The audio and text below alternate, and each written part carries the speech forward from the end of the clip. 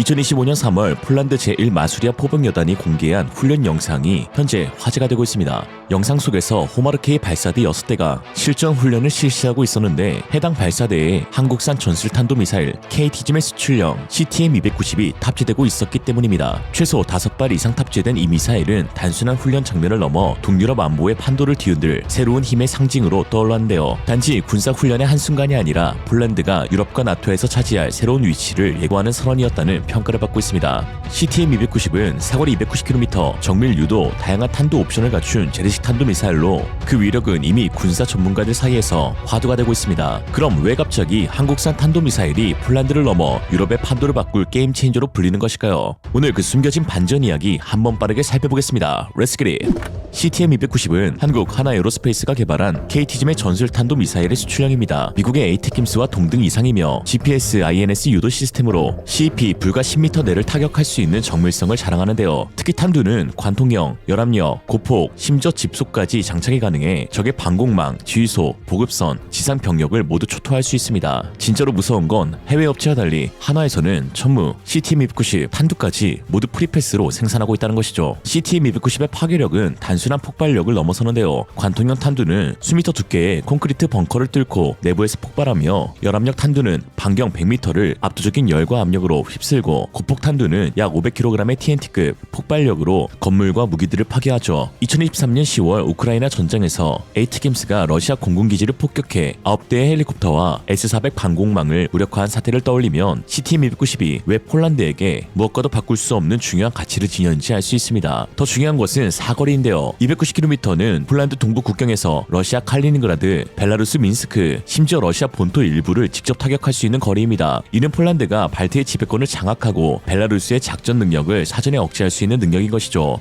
폴란드군이 CTM-290을 손에 쥔 순간 러시아는 더 이상 동유럽에서 마음껏 군사적 모험을 벌일 수 없게 된 것입니다. 특히나 주목해야 할 것은 폴란드의 천무 계약인데요. 여기에서도 숨겨진 비밀이 있었습니다. 2022년 1차 계약 당시 폴란드는 218대의 천무 발사대를 35.5억 달러, 약 5조 원에 계약했습니다. 이 당시에는 CGR-080 239mm 천무 로켓만 포함되어 있었는데요. 그 후 정권이 교체되었음에도 불구하고 폴란드 신정부는 한폴 계약 중 가장 먼저 천무 2차 계약을 추진했고 2024년 추가 72대의 호마르케이 발사대를 16.4억 달러에 도입했습니다. 그리고 여기서 주목할 점은 CTM-290 계약이 이때 처음 포함되었다는 사실입니다. 발사대 가격을 뺀 차액 약 700억은 CTM-290의 비용으로 추정되는데요. 미사일 단가가 8억에서 10억 원으로 알려져 있어 최소 50발 이상, 최대 70발이 수출된 셈인 것이죠. 현재 하나에어로스페이스는 폴란드에 무려 90대의 천무 발사대를 납품해 주었습니다. 오히려 폴란드 엘치사의 트럭 생산이 늦어져서 호마르케이로 완성된 것은 54대인데요. 아니 한국에서 폴란드로 배송에만 2달 걸리는데 트럭보다 더 많이 더 빠르게 배송해주는 한국의 클래스. 현재 폴란드가 보유한 규모는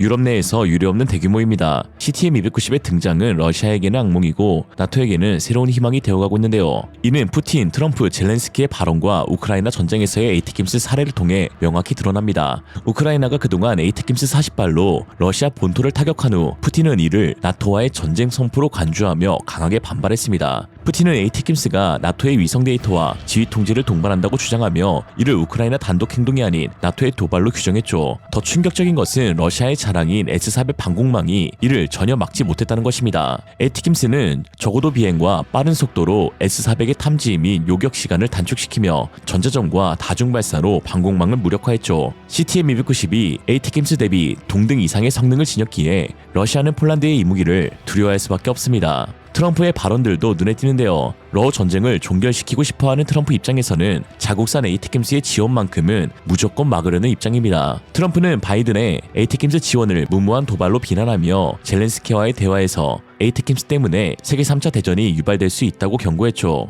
Well, Donald Trump is furious. The president-elect has voiced his anger over U.S.'s decision to allow Ukraine firing U.S.-supplied missiles deep into Russia.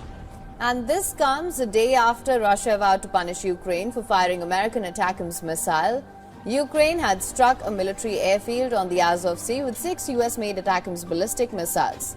Donald Trump has criticized Ukraine's use of U.S.-supplied missiles to attack deep into Russian territory, calling it crazy and saying that it escalates the conflict. He disagreed vehemently with sending missiles hundreds of miles deep into Russia and wondered why the United States 트럼프가 에이테킴스의 공급 중단을 결정한 후 나토는 장거리 탄도미사일 공백에 직면했는데요. 이 공백을 오직 폴란드가 수입한 한국의 CTM-290만이 메우고 있습니다. 현재 유럽 국가들은 하이마스의 GMLRS 사거리 80km 로켓조차 인도받기 어려워 보이는 상황이죠. 이렇게 말씀드리면 야 핵무기가 있는데 고작 300km짜리 전술 탄도미사일 가지고 난리냐 하실 수 있는데요. 맞는 말입니다만 그러나 핵무기와 재래식 탄도미사일의 역할은 근본적으로 다르다는 것도 중요한 포인트입니다. 핵무기가 억제용이라면 전술 탄도탄은 실전용이기 때문이죠. 핵 보유국은 상호 파괴와 국제적 고립을 우려해 절대 쉽게 사용하지 못합니다. 사실 사용하는 그 순간 국가의 존망을 걸고 쓰는 거죠. 우크라이나가 에이테킴스로 러시아를 타격했어도 러시아가 핵으로 반격하지 못한 것은 비례성 원칙과 자국 생존을 고려한 결과입니다. 반면 CTM-290 같은 재래식 전술 탄도미사일은 실전에서 자유롭게 사용할 수 있는데요. 이는 전장의 승리를 결정짓는 실질적 도구입니다. 미 전략사령관 안소니 제임스 코트는 국가의 존폐를 결정짓는 게 핵이라면 전장의 승리를 결정짓는 건 전술 탄도미사일이다 라고 하였죠. 현대 전쟁은 대부분 재래식 무기로 치러지며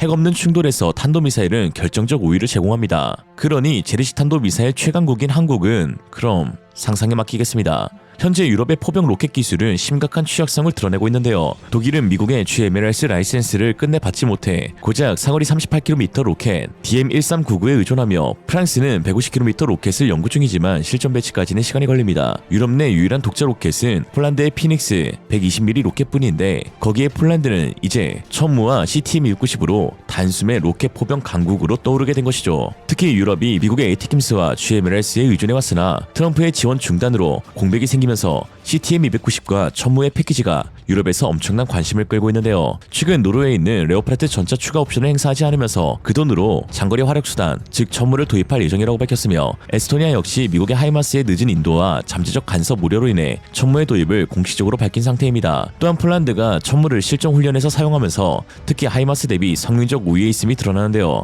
하이마스는 경량화와 기동성을 강조하며 단발 슈덴스쿠 전술에 특화되어 있습니다. 쏘고 튀는 거에만 집중해 있다 보니 반동을 신경 쓰지 않아서 연발 사격 시 승무원의 피로가 매우 크고 차체의 흔들림이 두드러집니다. Now, the first thing I noticed when I got into the HIMARS is that it's quite a bumpy ride. And as our driver began the trek through the woods to the firing range, I found myself being thrown around a little bit more than I expected.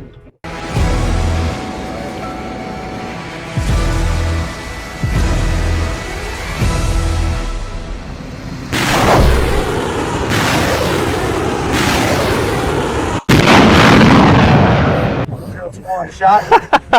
Oh my god. Alright guys, I'm not gonna lie, my ears are ringing, my head hurts, but that was easily one of the coolest things I have done in my entire life. 20 seconds to ready the rockets, and within 45 seconds, all 6 rockets can be fired. 반면 천무는 8x8 트럭에 무거운 플랫폼과 안정화 설계로 연발 사격의 강점을 보이는데요. 최근 훈련에서 223mm 고폭탄 12발을 45초 만에 발사한 기록은 천무가 지상 화력전에서 차원이 다른 무기임을 증명합니다.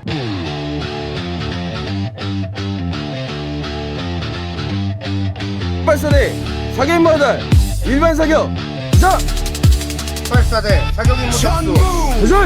하늘 천도 질무 하늘을 뒤덮는 도전! 한국의 힘 부장 흔들리지 않는 편안함 도전 마치 완료! 에이스 전장의 잘 에이스 준비! 천무는 전무 구한 역사서 그래 잘봐 이게 천하무적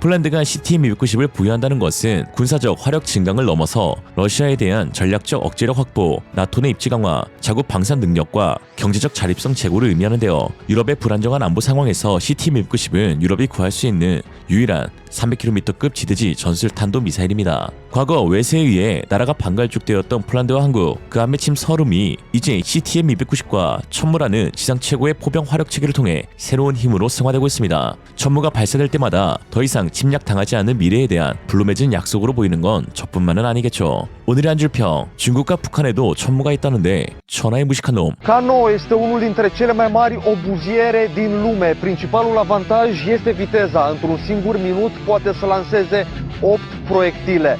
Imaginați-vă că aceste 8 obuze pot să distrugă. Acest vehicul blindat de producție coreeană se numește Redback. Este un vehicul blindat care are militari, dar și 3 membri ai echipajului și ar putea să fie o... Intenționăm să avansăm cooperarea în domeniul apărării, inclusiv din perspectiva finalizării negocierilor parteneriatului de securitate Uniunea Europeană. 루마니아 남부 담부비샤의 들판에 한국 방산의 새로운 역사가 쓰일 준비를 하고 있습니다. 지난 19일 하나 에로스페이스가 이곳에 K9 자주포와 K10 탄약 운반 장갑차 생산 공장을 착공하며 동유럽 안보의 중심축으로 떠오른 루마니아의 깃발을 꽂았는데요. 이 공장은 단순한 제조 시설을 뛰어넘는데 이는 한국 방산의 유럽 진출을 가속화하고 나토 동맹의 방어선을 강화하며 한화가 글로벌 방산 시장의 선두주자로 도약하는 상징이 될 몇 가지 반전들이 숨어 있었습니다. 그럼 한번 빠르게 살펴보죠. Let's get it! 모든 것은 2024년 7월 하나 에로스페이스가 루마니아 국방부와 체결한 계약에서 시작되었습니다. K9 자주포 54대와 K10 탄약 운반 장갑차 36대를 약 10억 달러에 공급하는 이 계약은 루마니아를 유럽 방산 허브로 삼겠다는 야심찬 비전을 제시하며 담보비샤 공장을 통해 생산, 테스트, 훈련, 유지 보수를 모두 책임지는 독립적 시설을 설계하고 있습니다. 계약에 따르면 초기 물량은 한국에서 직접 수입되지만 공장이 완공되면 루마니아 현지 생산으로 전환되는데요. 놀라운 것은 2025년부터 K9 자주포 18문과 K10 탄약 운반 장갑차 12대가 한국에서 공급됨과 동시에 루마니아 공장 건설도 즉시 진행된다는 것입니다. 현대 방산 수주에서 속도전이 새로운 변수가 되고 있는데 여기서 한국 업체들은 타이 추종을 불허하는 스피드를 보여주고 있죠. 역시 국가번호 8의 나라 하나에로스페이스는 2년 안에 담보비샤의 군수 공장을 짓고 부품 생산부터 유지보수까지 모든 것을 책임지는 지역 허브로 발전시킬 계획이라며 현지 산업과 소싱을 강화하는 것이 현재 최우선 과제이며 최대 2,000개의 직간접 일자리가 창출될 것으로 예상된다라고 강조했습니다. 이렇게 말씀드리면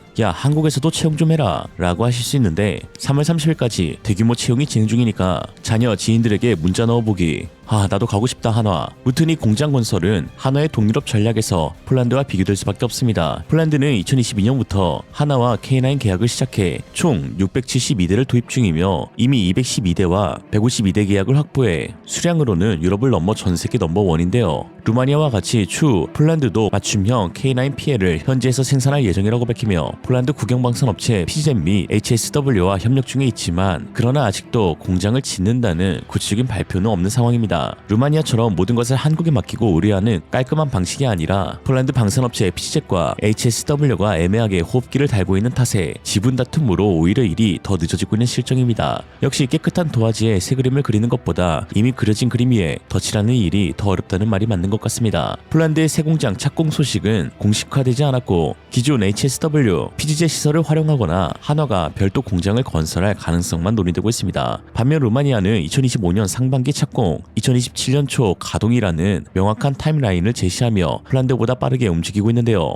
만약 폴란드가 2025년 하반기에 새 공장을 착공한다 해도 루마니아보다 최소 1년이 늦을 것으로 보입니다. 따라서 착공 시점으로 보면 루마니아가 폴란드를 앞서며 한화의 유럽 내 첫 전용 생산기지라는 타이틀을 루마니아가 가져가게 된 것이죠. 그렇다면 왜 하필 루마니아일까요? 일각에서는 루마니아의 K9 도입 수량이 고작 54대에 불과하다며 의아하다는 반응을 보이고 있는데요.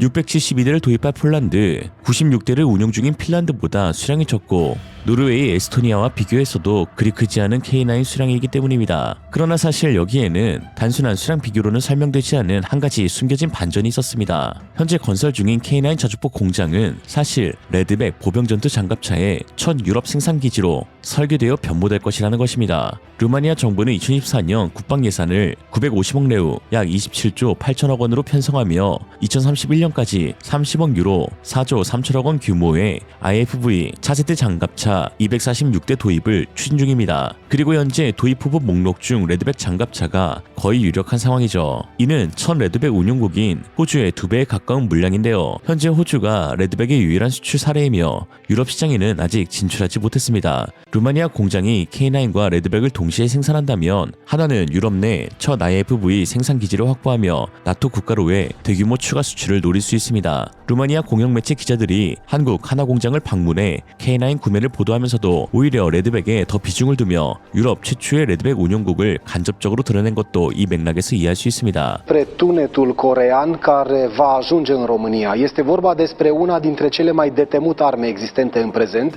obuzierul autopropulsat pentru care președintele Klaus Iohannis va semna un acord de achiziție cu o companie militară din Coreea de Sud. Colegul nostru Valentin Stan a ajuns la Seul, a văzut aceste obuziere, după care tânjește mai ales președintele ucrainean Volodymyr Zelensky, pentru că în acest fel le-ar putea ține piept rușilor mult mai ușor. Războiul din Ucraina i-a făcut pe șefii din armata României să înțeleagă cât de importante sunt obuzierele. Văzute ca un simbol al rezistenței ucrainene, vehiculele militare le-au stârnit interesul și generalilor de la București. România este la o semnătură distanță să cumpere 54 de obuziere din Coreea de Sud.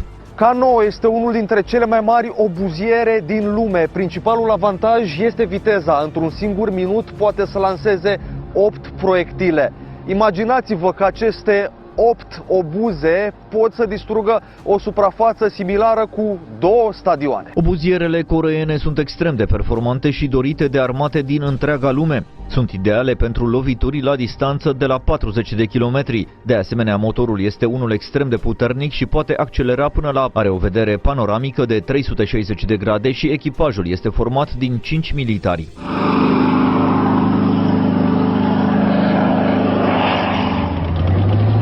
Pe lângă imensele vehicule militare, armata vrea să cumpere și 18.000 de proiectile.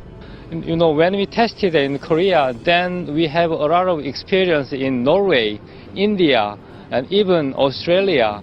And these days we are tested in Middle East area. That means that we can cover all of area in our Earth. The delivery is very fast to meet any customer requirements. Până acum, coreenii au livrat obuziere către 5 țări NATO. Polonia, de exemplu, a cumpărat peste 600 de vehicule militare, de 12 ori mai multe decât România. Potrivit producătorului, Redback este o mașină de ultimă generație care utilizează tehnologii futuriste. Un sistem sofisticat de avertizare prin laser, grenade fumigene și lansatoare de rachete. Vehiculul blindat are un motor de 1000 de cai putere pentru a face față unui teren accidentat. România ar urma să achiziționeze 246 de astfel de mașini de infanterie.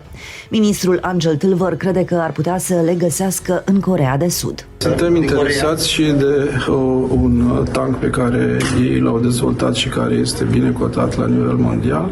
Mai suntem interesați de o mașină de luptă de infanterie. Acest vehicul blindat de producție coreeană se numește Redback. Este un vehicul blindat care are o greutate de 45 de tone. În interior încap 6 militari, dar și 3 membri ai echipajului și ar putea să fie o soluție pentru programul de înzestrare al armatei române. Acest vehicul de infanterie este dotat cu un autotun, o mitralieră și 2 lansatoare de rachete. Intenționăm să avansăm cooperarea în domeniul apărării, inclusiv din perspectiva finalizării negocierilor Parteneriatului de Securitate Uniunea Europeană-Republica Coreea. În fond, ceea ce ne dorim este o lume mai sigură și mai stabilă. Pentru că sunt foarte noi, vehiculele blindate coreene au fost vândute deocamdată doar în Australia. Ca să le vândă în România, producătorul promite să respecte legislația din țara noastră și anume să construiască aici o fabrică de mentenanță și de asamblare. România ar fi astfel prima țară din Europa care ar avea o asemenea fabrică. 호주에서 AS-21 레드백이 거미 이름을 딴 것처럼 갈색 곰의 최대 서식지인 루마니아에서는 RS-21 우르스라는 별칭이 붙을지도 모르는 일인데요. 모르긴 몰라도 존나 세 보이는 건 사실입니다. 실제로 루마니아는 폴란드에서 진행된 레드백 테스트에 매우 깊은 감명을 받았다고 전했습니다. 당시 레드백을 실제로 운용한 폴란드 제3기계화 보병대대 지휘관 크지슈토프 하넥 중령은 레드백의 네트워크 중심적 능력, 직관적 주자, 등화관제 모드에서의 이동성을 칭찬하며 AS-21 레드백의 도입은 21세기로의 진입이다. 구소련 시대에 만들어진 보병전투 장갑차 BWP-1과 비교했을 때 레드백은 최소한 50년을 앞서 나가고 있다. 오늘날 다양한 나라의 육군에서 사용되고 있는 보병전투 장갑차들은 현대 전장에서 살아남을 수 있도록 몇 가지 기본 성능들을 요구하고 있는데 AS-21 레드백은 이런 요건들을 확실히 충족시켜주는 것을 넘어 모든 부분에서 압도적인 우위에 있음을 입증했다. 우리는 기계화 보병 중대 및 기계화 보병 대대의 관점으로 레드백을 테스트하려 노력했고 현대 전장에서 수행될 작전에 대비하려면 어떤 방식으로 레드백을 활용해야 할 것인지에 대해서도 테스트에 초점을 맞췄다. 레드백 테스트에 관한 모든 세부 사항과 의견들은 기록으로 남겨질 예정이다 라고 했는데 이러한 정보가 루마니아 측에 전달된 것으로 보고됩니다. 특히 루마니아도 폴란드처럼 구소련 BWP-1 장갑차를 현재 운용하고 있죠. 주목해야 할 것은 루마니아 공장의 다목적성인데요. K9과 레드백은 모두 같은 국산 파워팩을 사용하고 있다는 것입니다. 파워팩은 엔진과 변속기를 결합한 핵심 부품으로 하나 기갑 장비를 명품 반열에 올린 기술인데요. 2023년 12월 STX 엔진이 내구도 테스트를 완료한 SMV-1000 엔진은 기존 사용하던 독일 MTU 엔진보다 76kg 가볍고 연료 효율이 5% 좋으며 좋은 시동 성능이 더 우수한 것으로 입증되었습니다. 또한 국산 변속기 역시 2024년 2월 사우디아라비아 월드 디펜스 쇼에서 K9에 탑재돼 공개되었는데요. 현재 미국 앨리슨사의 X1100을 사용 중이지만 유럽과 미국의 관계가 냉각되며 국산 변속기의 탑재가 더 유력한 상황입니다. 즉 K9과 레드백이 동일한 파워팩을 사용하므로 루마니아 공장은 별도 설비 투자 없이 두 무기를 동시에 생산할 수 있습니다. 그리고 K9의 생산이 끝나더라도 더 많은 레드백의 생산을 위해 공장은 그대로 운영될 수 있다는 것이죠. 이는 비용 절감과 신속한 납품을 가능하게 하며 물류 비용과 관세를 줄이고 나토 표준에 맞춘 공급망을 구축할 수 있게 하는 것입니다. 레드백의 잠재력은 루마니아 지정학적 위치에 맞물려 더욱 커집니다. 루마니아는 흑해 연안에 자리 잡고 있어 러시아와 우크라이나와 근접하며 나토 동부 방어선의 전략적 요충지이자 중심부에 위치해 있어 유럽 물류 교통망의 핵심 지역인데요. 이제 세계 시장 70%를 점유하고 있는 한화의 자주포에 이어 장갑차까지 서방 진영의 대표적인 무기체계로 자리 잡게 되는 것입니다. 즉 한화가 글로벌 방산 리더로 도약하는 시발점인 것이죠. 그리고 그 변화의 중심에는 지난 3월 부임한 한국 방산 최초의 외국인 CEO 마이클 콜터가 있습니다. 마이클 콜터의 경력은 셀 수 없을 정도로 화려한데요. 미해군 그라울러 조종사 출신으로 복무를 마치고 미국 국방부 국제안보 담당 수석 부차관보, 연합작전 조정관, 미해군 정보국, 합동참모본부 전략 담당 수석 부국장, 미상원 국가안보 고문, 이태리 방산기업, 레오나르도 부사장 등 유럽과 미국 등지에서 군사 정부 민간 방산 분야를 아우르는 풍부한 경험을 보유하고 있어 한화를 유럽과 전 세계의 글로벌 방산기업으로 성장시킬 수 있는 인물로 평가받고 있습니다. 현재 한화 에어로스페이스는 2024년 영업이익 1조 7,247억, 매출 11조 원을 돌파하며 역대 최대 실적을 기록했고 2025년 예상 영업이익은 2조 3,900억에 달하는데 최근에는 네이버를 제치고 코스피 시총 8위에 올라섰으며 주가는 75만 3천 원으로 우크라이나 전쟁 발발 이후 1000% 이상 상승했습니다. 하나 이때도 K9 영상 만들고 있었는데 안 사고 도대체 뭐 했냐? 특히 하나그룹 전체는 방산과 조선해양으로 시총 74조 원을 돌파하며 포스코를 제치고 재기 6위에 올라섰습니다. 하나그룹 전체 비중에서 약 80%가 방산 관련 기업들이 차지하고 있는 것을 보면 정말 대단한 저력이라고밖에 볼 수 없습니다. 포탄에서부터 누리호까지 그리고 이제는 국내 주식시장까지 멱살 잡고 끌어올리고 있는 못하는 게 없는 한화, 한국의 로키드 마틴이라 불리기에 손색이 없습니다. 오늘의 한 줄 평. 이제 야구만 잘하면 된다. 독일 엔진 제국을 무너뜨린 한국. 한국이 결국 세계 최강 독일의 아성을 무너뜨렸습니다. 한국이 100% 순수 자체 기술로 자주포 전차 디젤 엔진을 개발하면서 세계 시장 점유율 80% 이상을 차지하고 있는 독일산 엔진의 영향력에 균열을 내고 있는데요. 그동안 우리 K9 자주포는 독일 자주포를 넘는 세계 최고라는 타이틀을 지녔음에도 정작 심장인 엔진을 독일 MTU사가 제작한 MT881 디젤 엔진을 장착하고 있어 수출을 위해 독일 정부의 까다로운 승인 허가를 받아야 한다는 오개티가 있었습니다. 수출뿐만 아니라 일부 국제 방산 전시회에서도 K9을 실물로 전시하지 못하는 등 많은 제약이 뒤따랐죠. 그러나 작년 한국의 엔진 1타 기업 STX 엔진이 독일 엔진보다 우수한 SMV1000 디젤 엔진을 개발하면서 더 이상 독일의 눈치를 보지 않게 되었는데요. 이에 최근 사우디에서 열린 WDC 전시회나 17일 UAE에서 열리는 IDEX에서 K9 자주포 실물을 전시하고 전 세계를 대상으로 활발한 수출 프로모션을 진행할 수 있었습니다. 민관이 힘을 합쳐 자체적인 엔진 개발을 시작한 건 2020년, 이로부터 4년 뒤인 지난해 500여 개가 넘는 핵심 부품 생산에 성공하면서 엔진 국산화가 이루어졌는데요. 개발이 이루어진 지 1년도 채 되지 않은 시점 벌써 국산 디젤 엔진은 해외에 수출되기까지 하였습니다. 바로 2022년 2조 원 규모의 K9 자주포 계약을 체결한 이집트가 1년간의 혹독한 사막 현지 테스트를 끝내고 최종적으로 한국산 엔진을 도입하기로 결정하였기 때문이죠. 약 1만 킬로미터 이상 현지에서 진행된 주행 테스트에서 한화 소속 조종사들은 매일 100km 이상을 뜨거운 열기가 가득한 중동기후 편안치 않은 조종 속에서 사막과 산악으로 향했습니다. 자주포는 보병 전투 차량이나 전차와 달리 주행하면서 전투를 치르는 장비가 아닌 슈덴스쿱을 통한 빠르게 사격 후 빠지는 화력 체계로 일반적으로 100km 이상을 한 번에 주행하는 것은 상당히 이례적인 일이라 할 수 있습니다.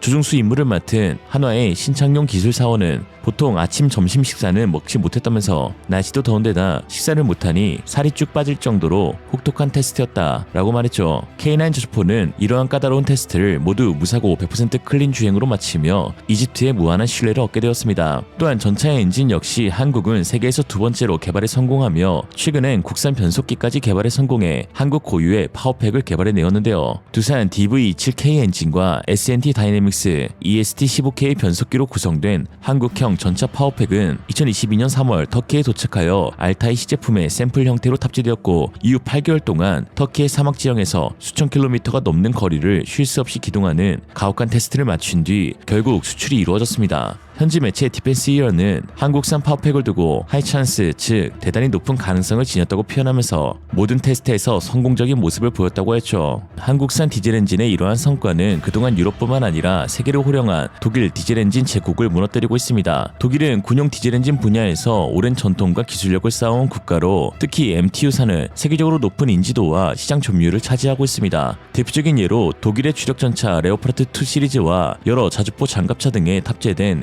MTU 엔진은 각국 육군의 신뢰를 받았는데요. 레오파르트만 해도 현재까지 15개 이상의 국가에서 운용되고 있을 정도로 널리 수출되었고 전차 자주포를 자체 개발한 국가라 할지라도 성능이 입증된 MTU사의 디젤 엔진을 도입하여 사실상 디젤 엔진 계열에서 독점 체제를 갖췄다고 봐도 무방하였죠. 전차 외에도 자주포, 장갑차, 해병대, 상륙 장비 등의 MTU 파워팩이 적용되어 왔으며 인도나 중동, 동남아시아 국가, 심지어 중국 역시 독일산 디젤 엔진이 사용되곤 했습니다. 이처럼 독일 디젤 엔진 업체들은 글로벌 시장에서 막강한 영향력을 행사해 왔는데 이제는 한국의 방산업체들이 자체 파워팩 개발에 세계 두 번째로 성공하며 독일 의존도가 서서히 줄어들고 있는 추세이죠. 특히 세계 시장 점유율 70% 이상을 차지하는 K9의 엔진 국산화는 그야말로 신의 한 수가 되었는데 독일이 주도하던 시장 구도를 앞으로 한국과 독일이 양분할 것으로 기대됩니다. 왜냐하면 미국은 군용 궤도 차량에 있어 디젤 엔진 대신 가스터빈을 채택해왔기 때문입니다. 특히 M1 에이브람스 전차가 그 대표 주자인데요. AGT 1500 가스터빈 엔진을 탑재하고 있는데 다양한 파생형에도 모두 동일하게 가스터빈 계열이 적용됩니다. 가스터빈은 기본적으로 항공기 엔진 기술을 응용한 형태이기 때문에 고출력을 기반으로 한 높은 주행 성능이 장점이지만 정비가 까다롭고 디젤 엔진 대비 연료 소비가 매우 많습니다.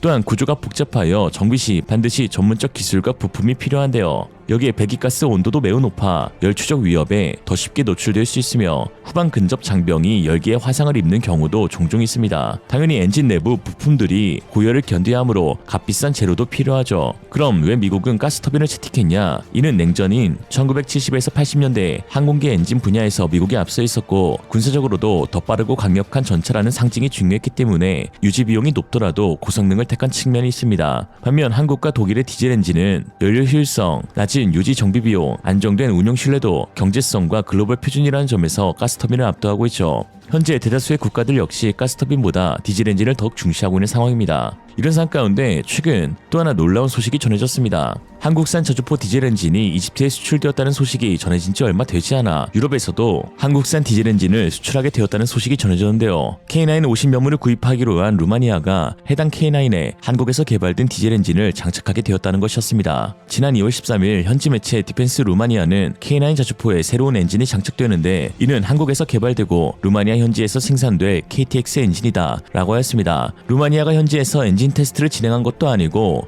심지어 국산 엔진이 개발된 지도 얼마 안 되었으며 여기에 한국에서도 아직 도입되지 않은 상태인데 왜 루마니아는 어찌 보면 겁도 없이 스스로 막대한 자금을 들이면서까지 한국 엔진의 베타 테스터를 자처한 것일까요? 가장 큰 요인은 한국 무기에 대한 신뢰가 상당히 높다는 점, 그리고 숨겨진 다른 비밀은 향후 레드백 장갑차를 도입하기 위해 체계 통합 측면이란 장점이 크게 작용한 것으로 보입니다. 루마니아 매체에 따르면 가까운 미래에 한화가 생산하는 레드백 전투 장갑차를 도입하게 될 가능성이 높아졌다고 했는데요. 그러면서 만약 루마니아의 레드백 도입이 확정된다면 동종의 한국산 파워팩, 통신, 사격 통제 체계 등이 사용될 수 있다고 했습니다. 실제로 하나는 루마니아에 대규모 공장을 세워 K9 현지 생산 조립 계획을 밝혔는데 여기서 레드백 장갑차가 함께 생산될 가능성이 높죠. 지난 10일 외신에 따르면 루마니아 정부는 올해 300대에 달하는 IFV 도입을 위한 입찰 절차를 개시할 것이라고 밝혔습니다. 총 규모는 무려 300억 유로, 4조 4,890억 원에 육박할 것으로 보이는데요. 이번 사업은 두 단계로 진행되는데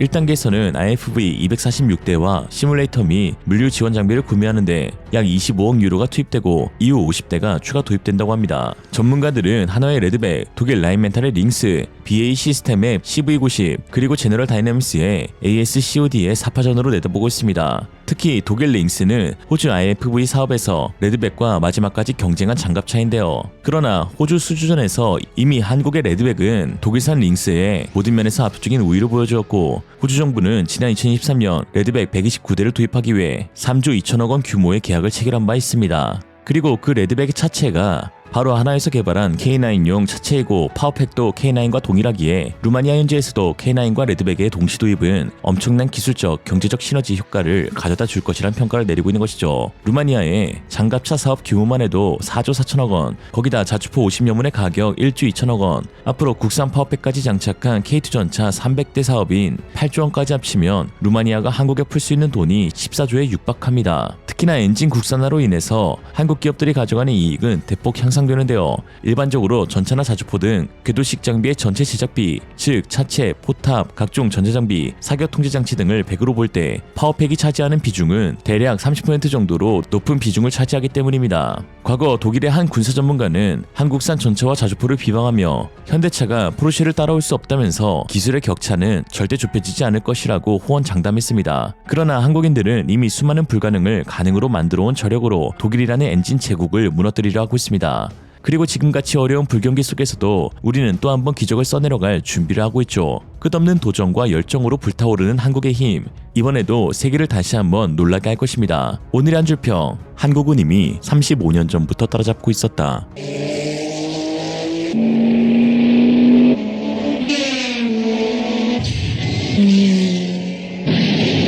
아우토반, 속도는 무제한, 성능은 최대한.